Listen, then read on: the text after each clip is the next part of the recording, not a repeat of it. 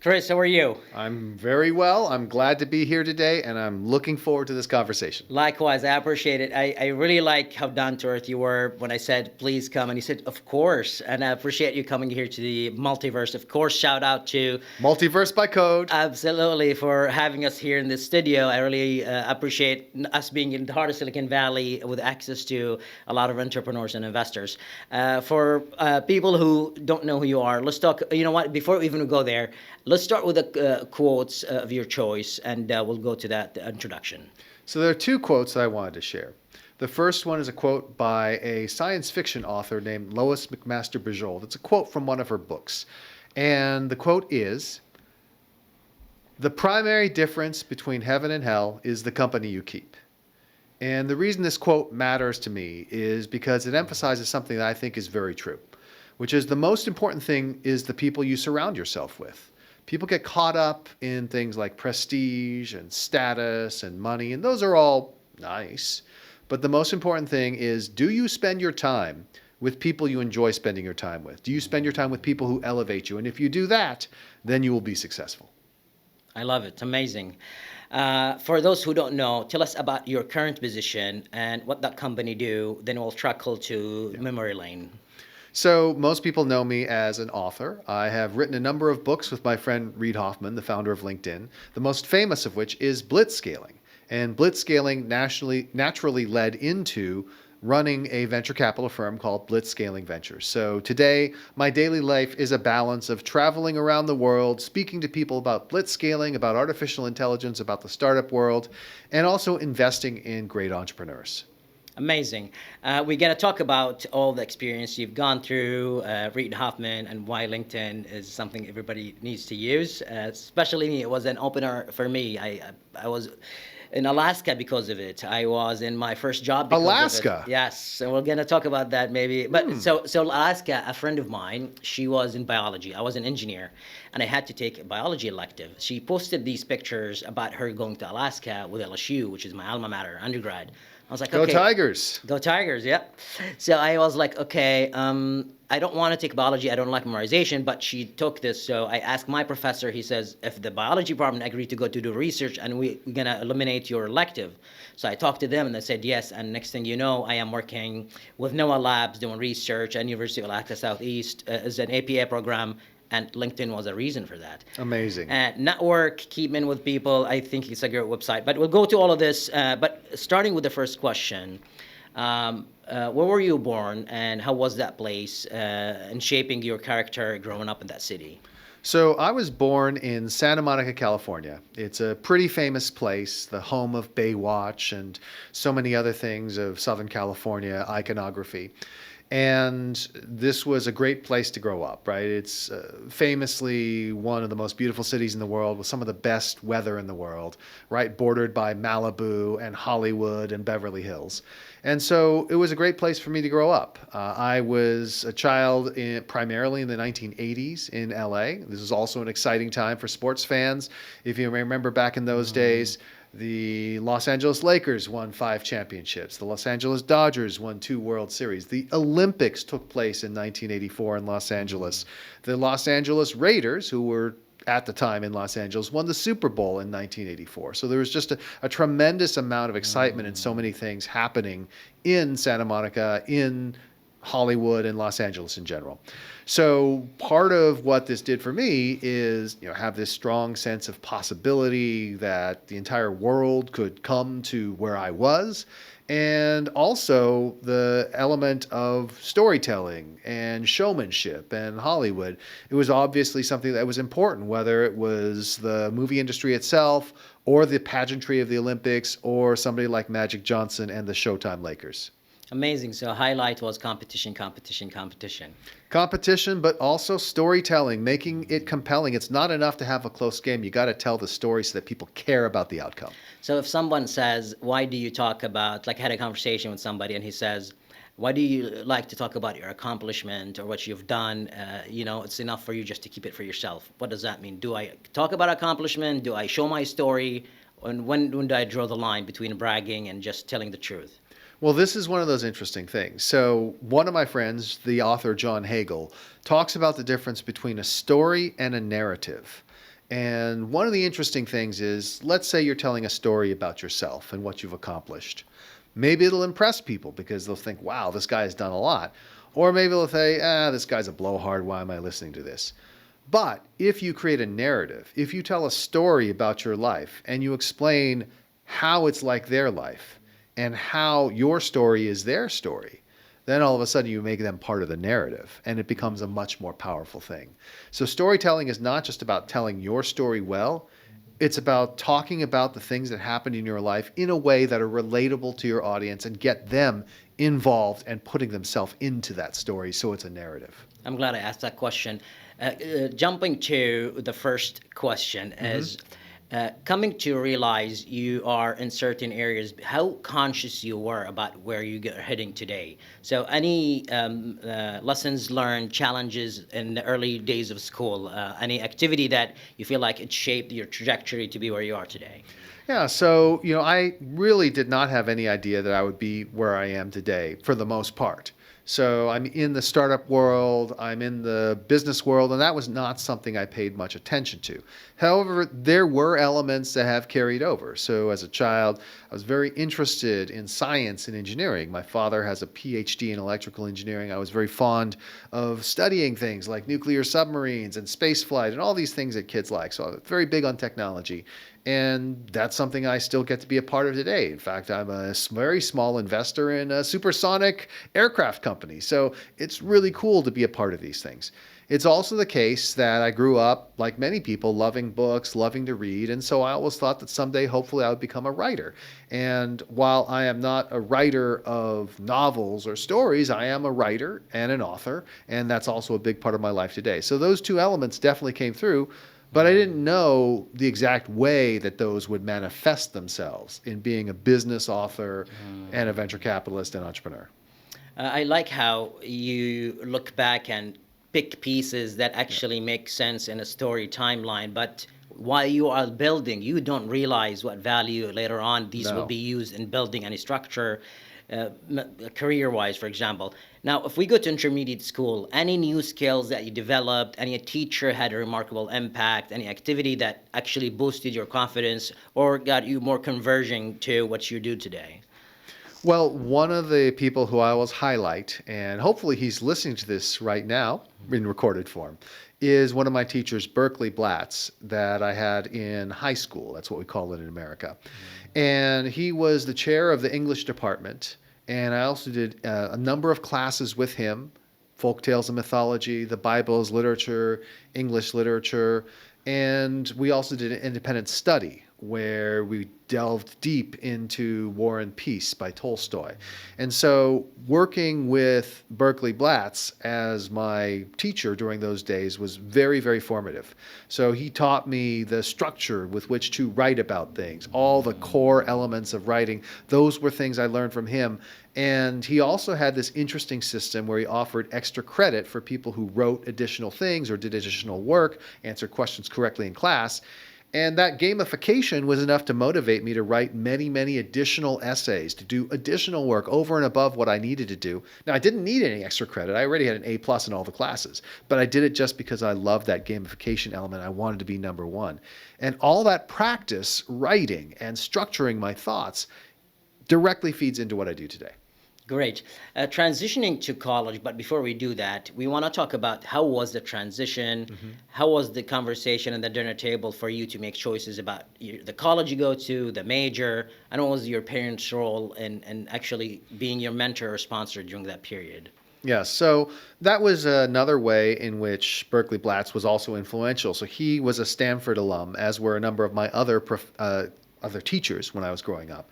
And so Stanford was definitely on my radar screen as one of the schools I wanted to go to. And of course, my parents liked the idea. Stanford, while it is expensive, is one of the most prestigious schools in the world even then. And in terms of what I was going to study, I was free to study anything I wanted. I had an unusual upbringing in the sense that my late mother was somebody who is not like a typical tiger mother. And in fact, one of the things she always thought would have been great for me is to become an English professor. and teach. And this was very different than the typical immigrant mother who says you must study engineering or become a doctor or something like that. So I always had the freedom to do whatever I wanted. Now, I did pursue both sides of my personality at Stanford. I studied both engineering in the form of product design engineering, like the folks from IDEO. David Kelly, the founder of IDEO, was my advisor in college, as a matter of fact. And I also studied English literature with an emphasis on creative writing. So I was writing stories and poetry and other things like that when I was in school as well. And I pursued both sides, and both sides have proven to be very valuable in the rest of my life. Amazing. When we talk about D school, so you went to D school, right? A lot of people think it's with the architecture department. Talk about the D school, because I just came out of recording with actually Dave Blackley, who worked for the firm almost 16 years, and he talked about that when he was teaching at D school and how it's an interdisciplinary, and maybe you could touch into, in the US, you find an English major, a history major, become an entrepreneur. Why language and communication is important during that time frame as well? Yeah. So the two separate questions are in terms of the design school at Stanford. So the D school is one element of it. The product design department is closely related, but also slightly different. So that both exist, but they're sort of two halves of the whole. And the D school is more on the side of the graduate side and bringing in the corporate partners, and the School of Product Design is more focused on the undergraduate and graduate education. So I've been a part of both. And it was incredible because what you really learn is it's not about, as some people think, making stuff pretty or coming up with, what the latest app or latest hardware is going to look like. It's about deeply understanding problems and understanding the needs of a particular set of users. And it's about coming up with innovative solutions, thinking outside the box, as they say, coming at the problem from a variety of different angles, and having the patience to try a number of different approaches so that you don't just lock in on one thing and try to make it better and refine it, but rather you've really given yourself the opportunity to try a lot of things and find an innovative solution. So that was really incredible and a key part of what I learned from the D School. Amazing. Tying it to communication and your other major, which is writing, why communicating the right message in a product or between people or writing the right thing is actually key in making the product as a whole in terms of communication? Well, if you think about that, this is actually a part of the curriculum in the design school. So we would create projects, we would make things. But the culmination when we showed it off was we would all have it out, and then we would give a presentation about what we did. And even when I was not necessarily the best designer, the things I created, I thought were pretty good, but there were other people who were very talented. I was almost always one of the best presenters in terms of the things I'd thought about. And so that was something that the instructors, the professors, the teachers really saw in me. And the other thing is I did more with presentation, public speaking, and storytelling while I was at Stanford. The engineering department has a technical communications program that teaches public speaking. I took that class, and as a result of that class, they approached me and said, this is a student-taught class. Would you be interested in teaching public speaking? And so I actually, after taking the public speaking class, took the class to train me to teach the class and then taught the class at Stanford. So I was a public speaking instructor when I was an undergraduate. Interesting. So we met at a STEP conference, and you were talking about AI then. I had no idea why, but I thought you were very articulate. Thank you. Your presentation was clear, and the ideas just flow. There was a lot of attendees, and now I know why. Yes. So I have been practicing public speaking for the past 30 years. Great. So I was invited to speak at a conference before I come here, and I was worried about this principle. So for our audience who wants to be a public speaker, what are the steps they could take, you advise them to do, whether it's reading a certain book and you name it, the procedure they need to do to be able to have the confidence to be a public speaker?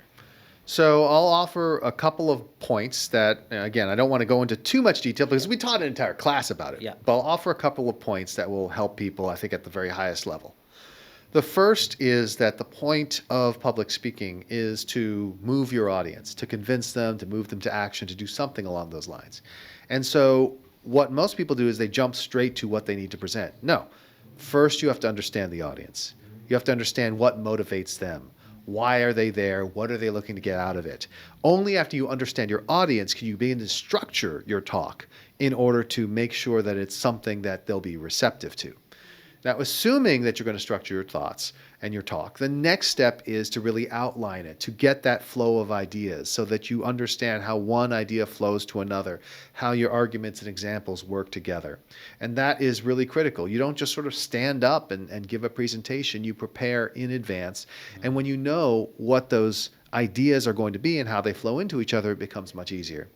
Now, when it comes time to deliver the talk, there are two primary bits of advice that I give.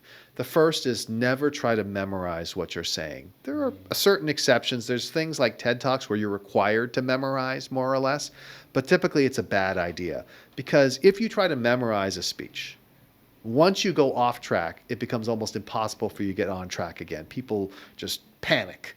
And so it's no good. Don't memorize a speech. Have bullet points and be able to go and cover those bullets. And if you don't get the words exactly right, it doesn't matter. Yeah. And the final thing is, and this may sound silly, but especially if you're not experienced as a public speaker, the most important thing is to plant your feet wider. Take a wider stance and settle yourself down in so that you're grounded. Oftentimes people are nervous and they're shaky and they're moving around and it makes it very difficult for them to speak. Just actually plant your feet. And that alone will help your public speaking. Thank you. I appreciate that. A very recent event. I usually don't memorize, and somebody asked me to memorize a sentence in a pitch, and guess what happened? You got it wrong. I lost the chain of thought. Awesome, awesome. So transitioning, before we move out of Stanford to your first job, transitioning, any major events or something challenging in Stanford that taught you something, or a partnership or a startup idea or a person, before we jump into, after that, the first job? So there were a couple of things. The first is I want to mention a few other activities I think were very important and helpful and could help other people. When I was at Stanford, the other thing I did was I was a part of the peer counseling program. And this was to help people with their emotional issues and things like that, which, if you think about it, is one of the things that you do as a leader, as an entrepreneur. You are the emotional battery for your company. And so learning how to perform active listening, to really empathize with people, to help them think through their issues, to help them address wellness. That has proven to be very useful. And of course, that was another case where I took a class and then they said, hey, would you be interested in teaching the class? And so I took the class to then teach the class, and I taught the class for, I think, 2 years at Stanford as well. So I taught people how to listen. And it's a very powerful skill if you learn how to do that. If you can listen and be empathetic, you'll go a long way towards being a great leader. The other thing that I did is I also studied improvisational acting or comedy. So that's something that a lot of people have heard of now, because in Hollywood, most of the people come out of things like the Groundlings, or they come out of the Upright Citizens Brigade, and these are improv-oriented organizations. And so most of the creators in Hollywood have some improv background. And what improv prepares you for is being on stage without necessarily having to know everything. And it prepares you for a focus on how do you serve the scene, as opposed to saying, I'm going to memorize a line, I'm going to deliver a punchline. It's all about how do I become as aware as possible of what's happening in the moment, and how do I move things along? It's all about how do I yes and, you may have heard that phrase. And so I studied that class, and then I performed in improv comedy and eventually was the director of our improv comedy group. And all of that was also extremely useful over the years. So not only the writing, you were able to learn not only the effective listening, but the movement as well and the speaking. You got it. And this happened by planning? No, these are all just different things that I thought were interesting, but it reflects my basic personality, which is I love to read, I love to write, I love being on stage, I love being at the center of attention, and I needed to find good ways to satisfy that rather than bad ways.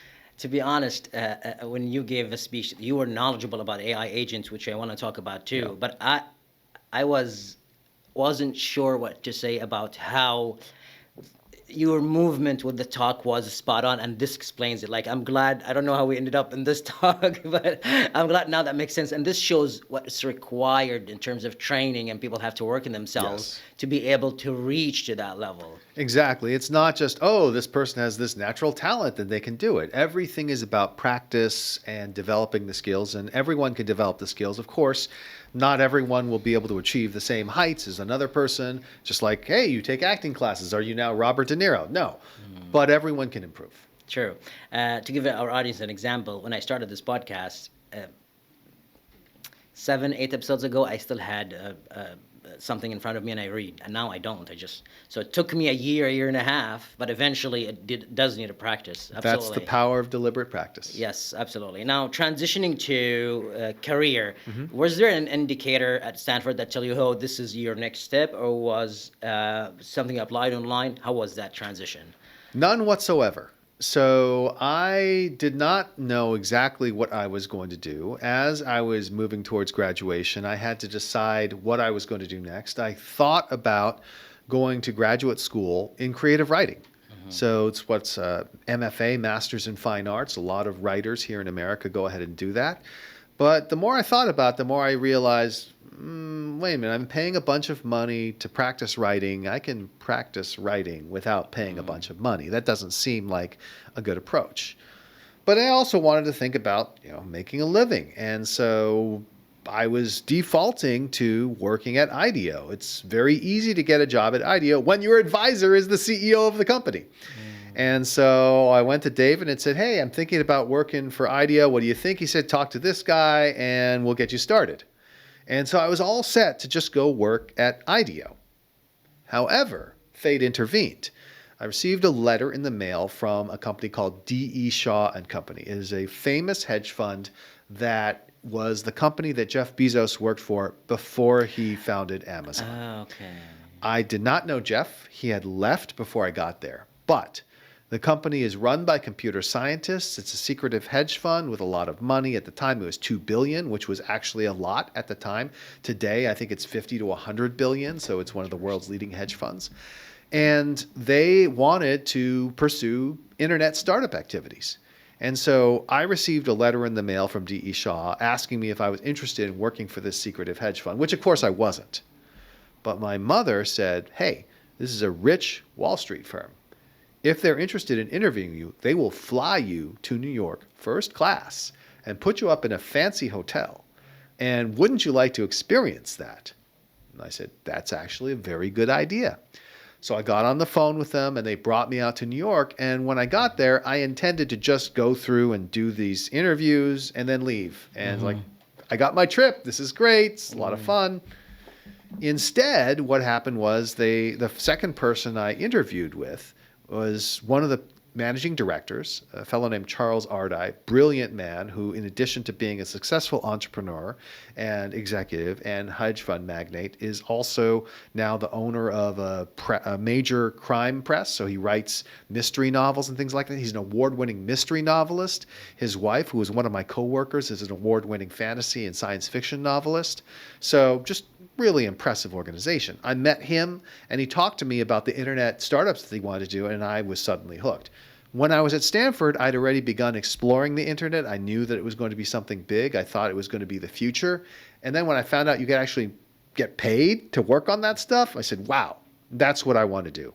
Awesome. So I ended up interviewing with them and they said, yes, we would love to have you. And there were some negotiations. They paid me a nice fat signing bonus. And all of a sudden I was in Cambridge, Massachusetts, working for D.E. Shaw on startup activities. That is awesome. Now, did you have doubts? Like, because when you went there, you weren't sure. When they accepted you, did you have doubts? Like, did you say yes, then figure out how to do the job? Or did you have doubts like, I am in the right place? How was your motivation internally to say, okay, let me try this out, let me give it a shot? Well, my motivation was, I think that this is the right place to be. Now, I was wrong in the sense it would have been even better to be in Silicon Valley, but I didn't know enough to know that. But given that I was there, I never felt like, oh gosh, I don't know what to do. I'm like, hey, let me just learn. Because this is a new thing. Nobody knows anything about the internet. In fact, I already knew more than most people because I'd been exploring it and even doing some experimental fiction and websites and things like that when I was an undergraduate. Awesome. So, what is the major step after this firm? So I was at D.E. Shaw working on our internet projects. That was also the same time that I ended up meeting my wife as well. And then I left D.E. Shaw to go to Harvard Business School. And my wife and I got married at the beginning of business school, and I spent 2 years at Harvard Business School really diving deep both into business itself, trying to really understand all the different forms of business that occur, building out a set of relationships that could be useful in the future. But also, I was really focused. I knew I wanted to do startup work, most likely as an entrepreneur. I didn't feel like it was a good time for me to go into venture capital. I felt like I needed more experience actually as an operator. And so I spent my time there doing things like becoming the president of the high tech club and talking with people all throughout the industry to build up my knowledge and relationships so I could start a company. Amazing. Until here, everything is just working for someone and experiences and gathering and doing your MBA. During the MBA time, what sets Harvard to be apart other than the name we hear, Harvard? So for me, when I did Rice Economics, it was a private school. The connections and the network was the biggest value Yes. add.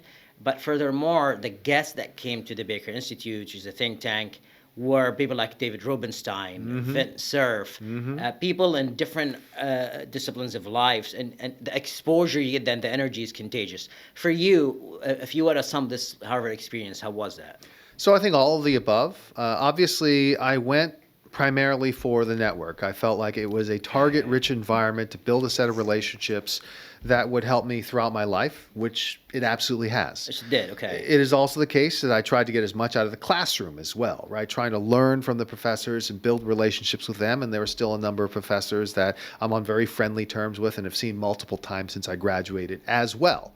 And I've been invited back to the school for a number of different occasions to teach, guest lecture, do various things like that. So that mission was also accomplished.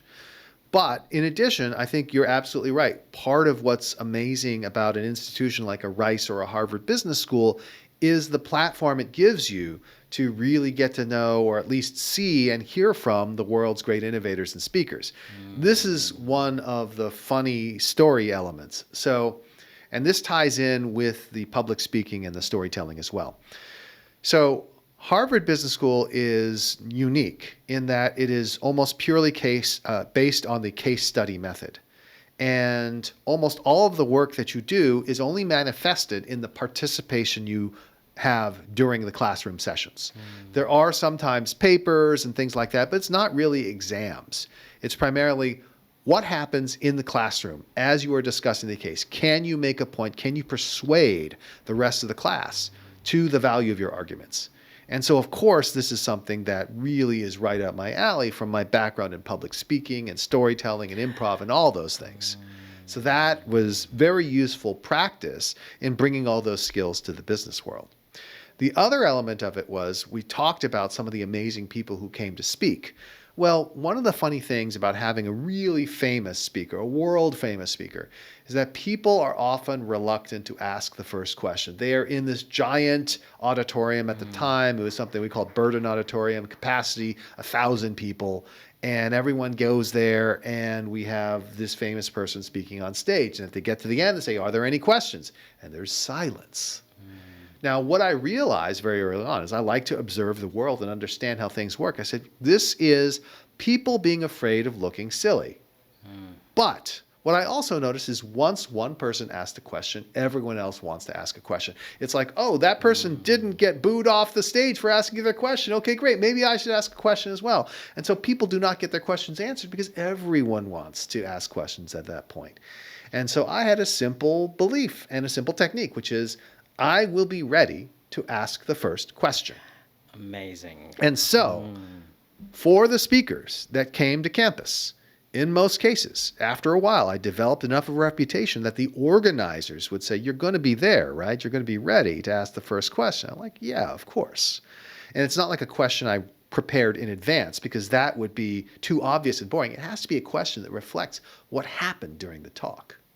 And so we had all these great speakers come out and speak, and I was always the person who asked the first question. So it was Richard Branson, Warren Buffett, Michael Dell, John Doerr, Carly Fiorina, and so on and so forth. All these legendary figures all came to Harvard Business School because it was a big, high status thing for them, and I got to ask the first question. Amazing. It ties to actually the birth of this podcast. It was born at the Baker Institute because I was walking to guests and always asking a question. And I actually wanted to learn. It was genuine, but I wanted to make connections too. And, that thing was born of it. But to your point, even in our classroom today, I am the known guy with the questions. And it's just to stir a conversation. And once the class is dynamic, sometimes I make the mistake of asking more questions, but curiosity is not a bad thing. No, it's not. And again, you can sort of judge how things are going in the room. And what I also do, because there are a lot of places now where I'm in an environment, a very exclusive summit or something like that with a lot of folks. And because I don't want to overstep and say too much, what I will do is I tell people, okay, when they ask about questions or comments, I will count to 3. 1, 2, 3. That gave people their chance. Okay, now I can go. Awesome. I love it. All right. So now we're at Harvard. Great memory lane, great introductions. Mm-hmm. What is the brainstorming of what is next? How did that happen? Well, this was in the era of the height of the dot-com boom. So I was class of 2000 at Harvard Business School. And one of the things I concluded is that the market was so overheated that a market crash would occur before I graduated in June of 2000. So instead of the customary summer job, I decided I would try to start a company and sell it before the boom ended. And I wanted to do it without dropping out of school. So I spent my summer starting my first startup. I was able to bring on board and already recruit one of my friends from high school, who was also a student of Berkeley Blatz, who had been one of my first friends to become a millionaire because he started one of the world's first web hosting companies and sold it. So that was in, I think, 1997 or 1998. And then I joined forces also with one of my friends from Stanford, who was one of the great computer scientists at Stanford as an undergraduate. And we worked together on my first startup. And I came up with the idea not because it was something I really wanted to do, but because I needed something that was trendy enough to raise money so I could sell it before the end of the boom came. Mm-hmm. So we were able to start the company. We were able to raise money. I was able to recruit an experienced CEO to take over the company so that I could also do my second year of business school. I set up my schedule so I could fly to Silicon Valley on Sundays, work on my startup on Mondays and Tuesdays, and then fly back on a red-eye flight to Boston on Tuesday night so I could do my classes on Wednesday, Thursday, and Friday in Boston. This was really strenuous. I do not recommend it, but it allowed me to finish my MBA and have a startup. Unfortunately, I wasn't quite fast enough. We got the company launched in January of 2000, so 6 months after getting started, we launched. That's good. It was harder to launch in those days because we actually had to raise money and buy data center space and buy tens of thousands of dollars worth of servers and everything like that just to make this happen. This is not like AWS is today.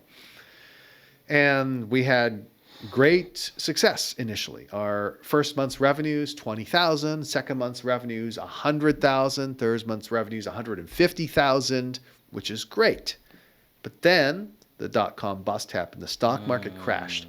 I was literally in the office of Morgan Stanley trying to figure out if they could sell the company or raise more money for it when the market started crashing and people came in and out of the room whispering. And I'm like, what's going on? And they said, market's really down today. And I'm like, damn it.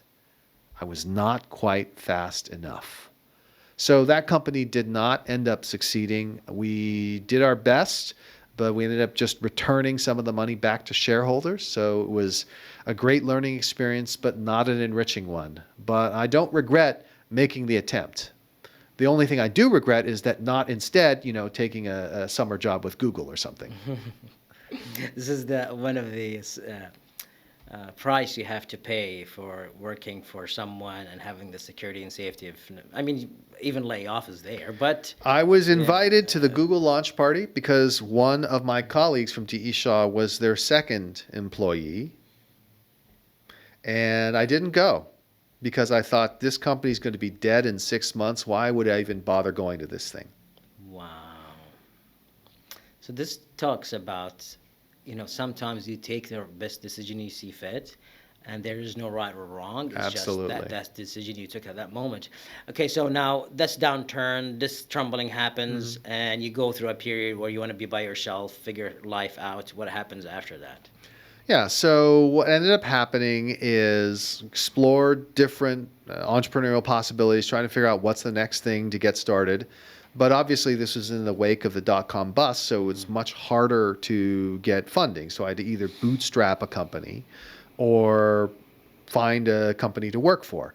And it just so happens that the first angel investor in my previous company, somebody who lost $500,000 investing in me, said, hey, why don't you come help me start my next company? As he and his friends had started a company, taken it public. They were very successful. It was going to be relatively easy for them to raise more money and to get started. And they said, we want you to join us and run marketing for us. So that's how I became a founding member of the team. And that was my first VP of marketing job. And so that was a company that was in 2003, a company called Symphonic in the enterprise software space. That didn't end up working out. It is essentially New Relic, but a decade too early. So eventually the technology approach did prove to be successful, but we were just too early. But it was another great learning experience. I got to work on raising money from some pretty amazing investors. That was the first time I worked with Greylock, where they were one of the investors. I got to know Anil Bousri. And so it was ultimately a very successful thing for me in terms of the relationships, but again, did not work out, right? So here I am in Silicon Valley, still haven't gotten rich. What's wrong with this picture? Interesting. I hear a common thread when people ask people in entrepreneurship, like, what keeps you holding on? And I know I mentioned this at the other podcast, but I actually met a guy today who I spoke with on Zoom in the pandemic. And we were at a STEP conference. We couldn't meet each other, and I'm flying tomorrow. So I was like, look, my schedule is full, but I have time going from the hotel to the airport. No, actually to here. To here. To record. Yeah. And if you come and pick me up, this will be our time. He's like, yes, please. So he came in, we had a conversation. Fantastic. And he talked about the bug. And I was like, what do you mean? He's like, I got the startup bug. Startup bug. I was like, I never looked at it that way. That's what I have exactly. So what kept you alive to the next thing, and what was the next thing? So the way I thought about it was this. I long ago said, what is it that is really important in life? Is it just making as much money as possible? The answer is no. Because if that's what I cared about, I would have stayed at D.E. Shaw and Company my entire career. It's a relatively easy place to make huge amounts of money. And I probably would be richer today if I just stayed at that company my entire career. Because think about it, the company went from $2 billion in assets under management to $100 billion today. I have multiple friends from that era who stayed in the hedge fund world who are billionaires at this point in time. I can assure you I am not a billionaire. So it's probably likely I would make more money that way. But that's not what I wanted to do with my life. And my feeling was there's no guarantee of success in life. And as long as I can pursue what I want to do without my family paying a high price for it, then that's what I want to do. I have certain obligations to family and everything like that, but I don't have an obligation to choose to do something purely for the money.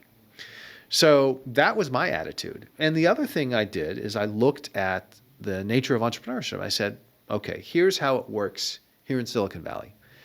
If you create a venture-backed startup, if you found a venture-backed startup, there's about a 1 in 10 chance that it will pay off for you in a significant way. And a 9 in 10 chance that it won't. Maybe a 6 in 10 chance it goes out of business, 3 in 10 chance that it sort of goes sideways and you just don't get much out of it, and 1 in 10 that it really pays off and changes your life. All right, well, if you can do one of these foundings every 5 years or so, and you get started like me when you're 25, and you keep going until you're like 50, you get like 5 spins of the wheel. And if you do the math and multiply it out, zero point 0.9 times 0.9 times 0.9 times 0.9 times 0.9 works out to be there is a 30% chance that you never have a success in your career. And that's assuming you can get people to keep backing you after you've failed 3 times and 4 times. But I looked at that and I said, am I willing to go through this and possibly never have that success in my life? Am I willing to accept that chance of failure in order to do what I actually want to do? And my response to that was yes. I'm going into it with my eyes open. And that's why it didn't panic me when the first 2 did not work out. Amazing. Now, what was? I want to know if the third worked out right. Well, you'll find out in a second. Okay. So, let's talk about. I want to talk about something else, but let's talk about the third one because I'm now like eager to learn. So tell me about the third experience, and then we'll talk about something I need to go back to. So it is the year 2007, and I'm at this enterprise software company, Symphonic, as the head of marketing. But what I can see going on out there is this Web 2.0 revolution, social media and all these different things. And I'm like, oh my gosh, this is another wave. It's not as big as the dot-com wave, but it is a wave. And I might miss it. How do I get in on this? And so I had, around that time, started to do some angel investments. And that's when I found a company called Ustream, which was one of the live streaming pioneers. I think I've heard of it.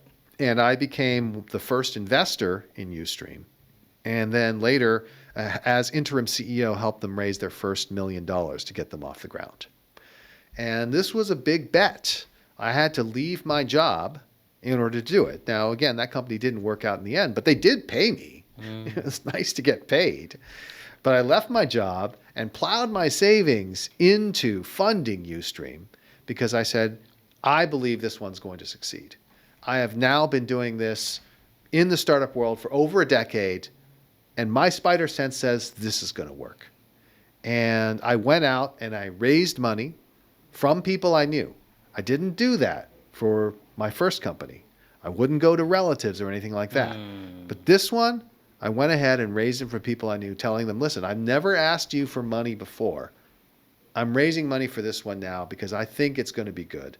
And I don't want you to someday come to me and say, why didn't you come to me on this one? So we raised $1 million for Ustream, got it launched. One of the key figures who helped me get it launched is a guy named Jeremiah Aoyang, who might come up later on in the discussion. He helped me launch it at the Web 2.0 conference and really got it off to a great start. And ultimately, the company sold to IBM for $130 million. So Bootstrapped. Not bootstrapped, raised money. You raised money. There was money along the way. So it was not as big So it was VC money. There was VC money in, and so it's not like all that money went to me. Believe me. Right. But it was finally actually a win. And again, it took until the third time for that to happen.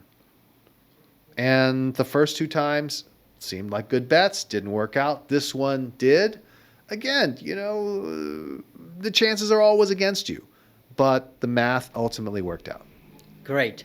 The question I wanted to ask earlier is how important it is to have a partner that supports you through ups and downs and all Incredibly important. To startups. You were married with these 2 startups. Yes. I want to deliver a message about support, but I'll let you take it from here. I'll deliver that message about support. I think it's one of the most important decisions you can make. And in fact, that was the answer that Warren Buffett gave me when I asked him, looking back on your long career, Warren, what's the most important decision that you made? And Warren said, marrying the right woman. Anyways, for me, my wife was a hugely important support throughout that time. So during the time that we were married, and we are still married, but during that whole time, she was working. So when I was in business school, she was working to help support us. When my company went under, I didn't have to rush out to get a job immediately. She was helping to support us. When I quit my job and plowed savings into starting a company, that was all enabled here in the United States because she had a job, she had benefits, and she was bringing in money to pay the rent. So all of that was really important. Now, I have to tell you that she was starting to get a little skeptical. How much money are we going to plow into these things? When is this going to pay off? Of course. Is Which this is ever normal. going to Yeah. work out? My God, you are so talented. You could go and get a job and get paid so much money, and so much more than I make, by the way. Why don't you just do that? But fortunately, I was able to make the arguments for entrepreneurship, and it did work out for me. Amazing. What a story. So, exiting this, how the bug have affected you? Did it get bigger dreams, or did you start investing more? What was the transition after that? So the key thing is, and my experience at Ustream also helped push me into the next phase of my life. When I was running Ustream, that is when my children were 3 and 5. And it was a grind. I would work, I would come home, I would be with the family, they would go to sleep, I would keep working till 2 a.m., I'd get up at 6 a.m. and start all over again. Wow. It was really, really stressful and strenuous. And I decided at that point that I did not want to be a CEO again while the children were still young, because it was too much of a strain and it would, in fact, impact my family. And so after that, I stopped taking on CEO roles, even though people wanted me to be CEO of various companies. And I think it was the right decision. Ultimately, I then also, as we got further along, started angel investing and then started writing books and gradually got out entirely of being an operator. And that's because I had reached the point in my life where I had these other opportunities. And those other opportunities, to be an author, to be an investor, were more appealing to me than going into the office every day. This was before the pandemic, going into an office every day and trying to work on a single company. Amazing. I can't keep asking a question every single job because you have a lot. That's So true. I will try to do it in the following way. Let's go by major steps in terms of when you became a VC, when you became a writer, when you had your moment with LinkedIn. Let's talk about stages, maybe reaching out to what you do today. Yeah. So the key changes that happened along the way, and again, it's enabled by stuff that happened earlier. In 2011, my friend Reid Hoffman and his chief of staff, Ben Casnocha, reached out to me. I'd met Reid when he was starting LinkedIn. Sadly, I was too young and poor to invest in LinkedIn, but fortunately, I was smart enough to have developed a relationship with Reid.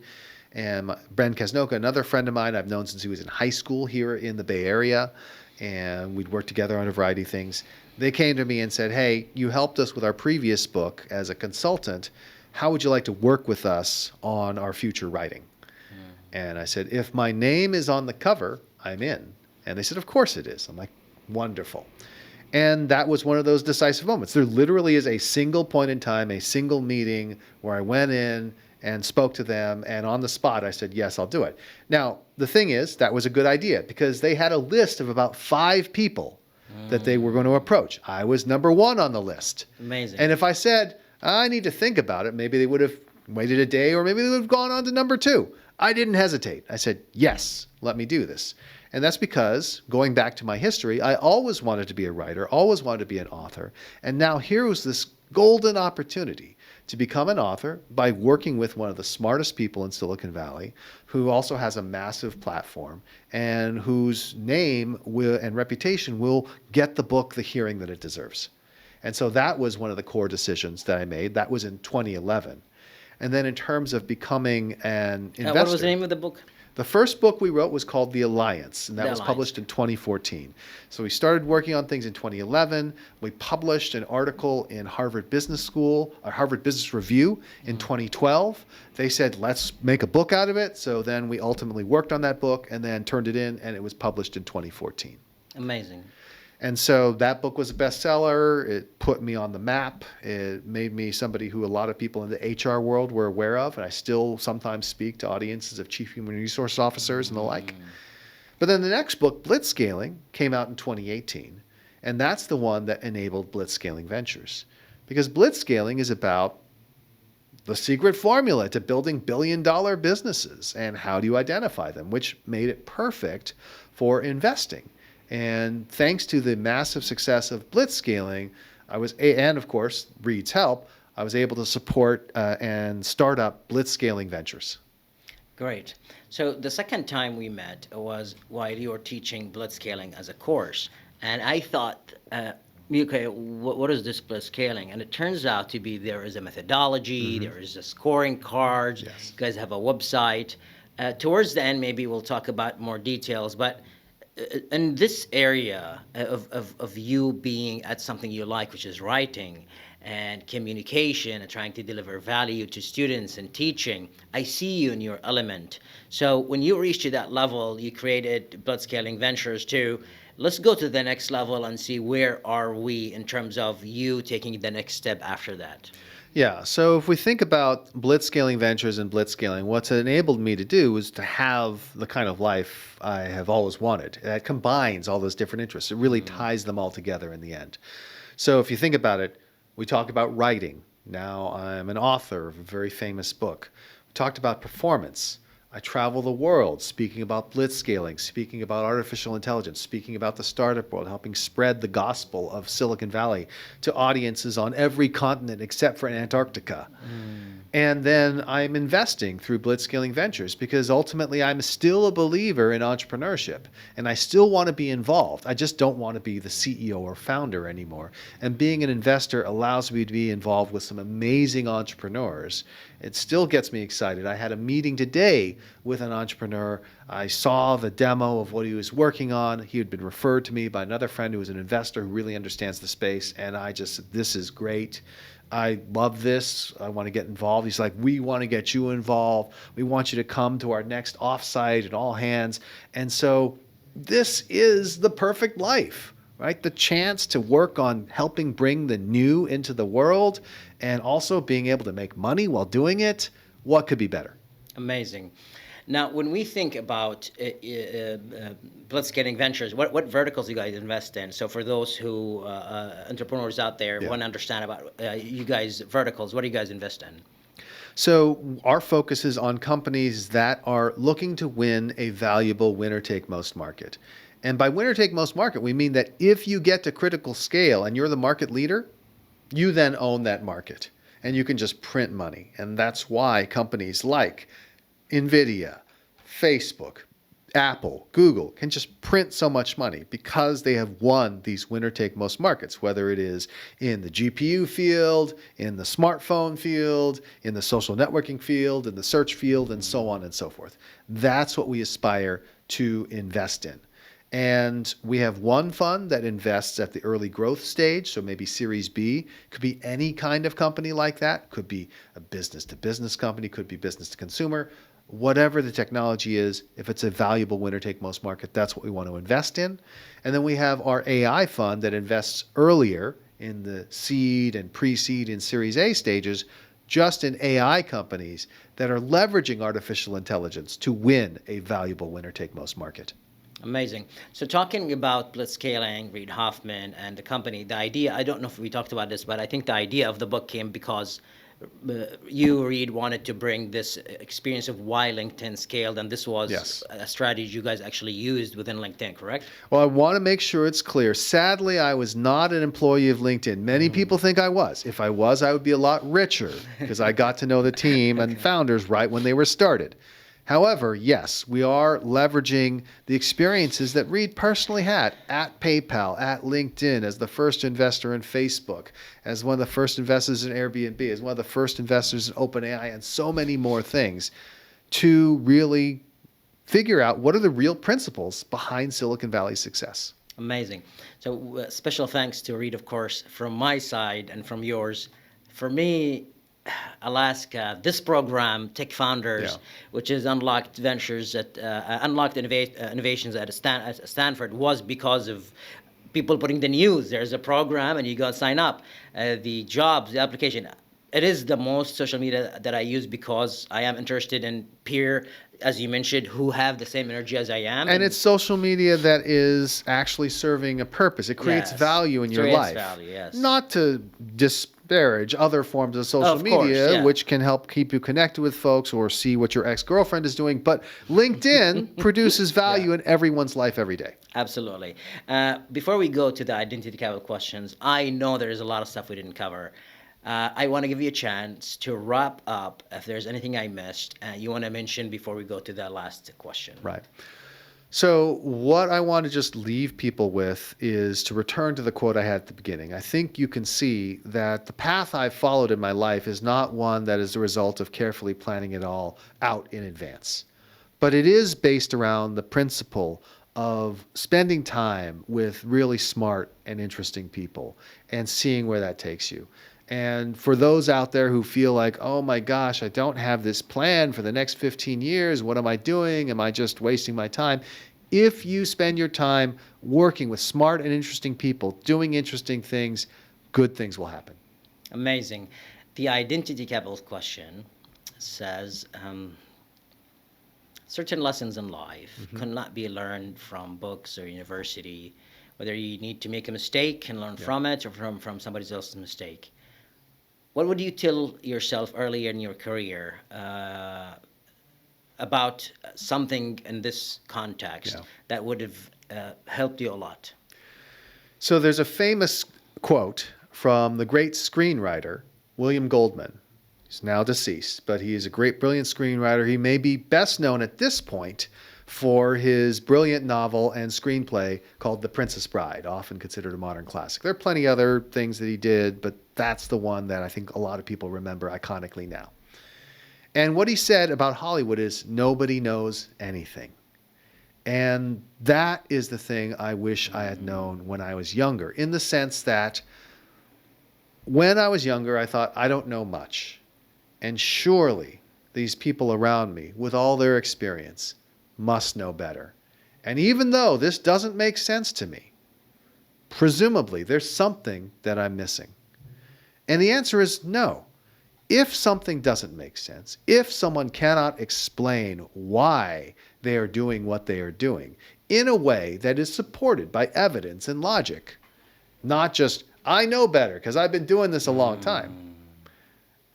I'm like, no, I'm going to hold you accountable. I'm going to do things that make sense. Nobody knows anything. I don't care if you are the best-selling author of a very famous book. If you're telling me to do something, you better be able to explain why. This is probably one of the best quotes I've ever had in the show. Thank you so much for coming to the show. For our audience, this is Blitzscaling. It's a great book.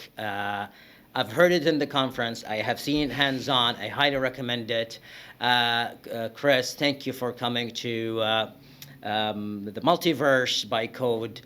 We loved having you here. We really appreciate your time. My pleasure. And as is customary with podcasts, what I will just mention to people is, if you're interested in following what I'm doing, you can generally find stuff about me at chrisyeh.com. That's CHRISYEH.com.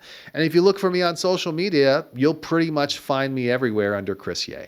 Awesome. And I'll share the links for his book and his LinkedIn profile and all social media on the video below on YouTube and all our outlets, shortcuts as well. For now, this will be our last episode in Silicon Valley. We're finishing strong with Blitzscaling from the heart of Silicon Valley. Thank you to our listeners. This was Identity Capital. Thank you for tuning in. Thank you, Chris. Thank Appreciate you. it. This was absolutely amazing. Oh, my I loved pleasure. it.